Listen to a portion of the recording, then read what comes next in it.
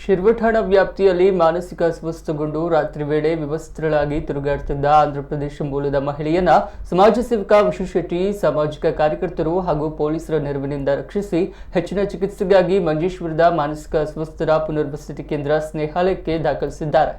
ಮಾನಸಿಕ ಅಸ್ವಸ್ಥ ಮಹಿಳೆ ಮಂಜುಳಾ ಎನ್ನಲಾಗಿದ್ದು, ಶಿರ್ವಠಾಣ ಪೊಲೀಸರು ಕಾನೂನು ಪ್ರಕ್ರಿಯೆ ನಡೆಸಿದ್ರು. ಮಹಿಳೆಯ ರಕ್ಷಣಾ ಕಾರ್ಯಾಚರಣೆಯಲ್ಲಿ ಮಹಿಳಾ ಪೊಲೀಸ್ ಸಂಗೀತ, ಸಾಮಾಜಿಕ ಕಾರ್ಯಕರ್ತರಾದ ಶ್ರೀಮತಿ ಶಕೀಲಾ ಕಟ್ಪಾಡಿ, ಶ್ರೀಮತಿ ಪ್ರೇಮ ಕೊರಂಗ್ರಪಾಡಿ ಮತ್ತಿತರರು ಉಪಸ್ಥಿತರಿದ್ದರು.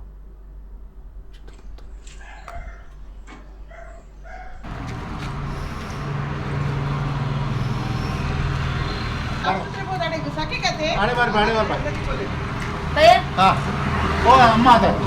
ये पकड़ो इधर।